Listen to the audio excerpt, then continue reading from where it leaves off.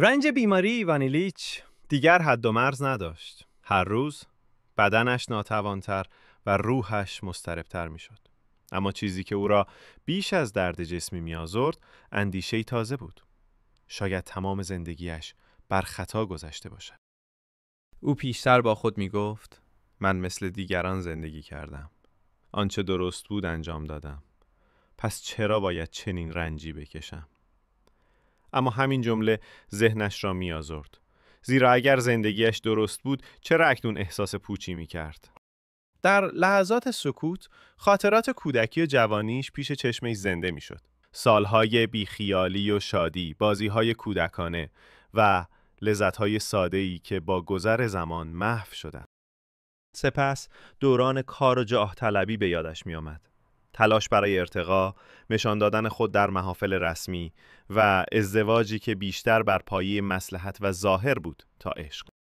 هرچه بیشتر به گذشته می‌اندیشید، بیشتر در می‌یافت که زندگیش نه از درون بلکه از بیرون شکل گرفته بود. او بیشتر آن چیزی شد که دیگران انتظار داشتند، نه آنچه خود می‌خواست.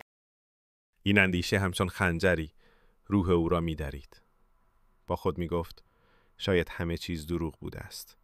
شاید زندگی من همانند زندگی اغلب مردم تنها نمایش و ظاهر بوده است. اگر چنین باشد، آنگاه چه چیزی برای من باقی میماند جز این رنج و مرگ؟ ایوان با این فکر وحشت زده میشد و سعی میکرد آن را پس بزند، اما اندیشه باز میگشت و او را به لرزه میانداخت. در این میان همسرش همچنان بی‌توجه بود و پزشکان نیز همچنان نسخه‌های بیفایده مینوشتند. تنها گرشیم با صداقت و آرامی به او خدمت میکرد. اما حتی حضور او هم نمیتوانست جدال درونی ایوان را خاموش کند. شبها بیش از همیشه هولناک بودند. ایوان به سقف اتاق خیره میشد و با خود میاندیشید اگر زندگی من بر خطا بوده، پس مرگ چه معنایی خواهد داشت؟ آیا پایان همه چیز است؟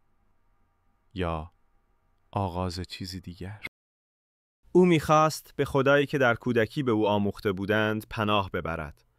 اما ایمانش سالها پیش در مسیر جاه طلبی و زندگی ظاهری رنگ باخته بود. اکنون هرچه می‌کوشید نمی‌توانست خود را آرام کند. تنها اضطرابی سنگین در وجودش می‌نشست. هر بار که چشم می‌بست، گویی به سوی تاریکی بی انتهایی کشیده می‌شد. با وحشت چشم می‌گشود و می‌کوشید نفس بکشد. دیگران نمی‌فهمیدند که او با چه چیزی روبروست. همه می‌گفتند بهتر می‌شوی، اما او می‌دانست که بهتر نخواهد شد. او قاضی محترم و مردی که در جامعه جایگاه داشت، اکنون تنها با یک پرسش ویرانگر باقی مانده بود. آیا زندگی هم همان گونه که باید زیسته شد؟ هر بار که پاسخ این پرسش را جستجو می‌کرد، اضطراب و ترسی هولناک در دلش می‌نشست. زیرا حقیقتی که آهسته در وجودش شکل می‌گرفت این بود: زندگیش شاید هیچگاه حقیقی نبوده است.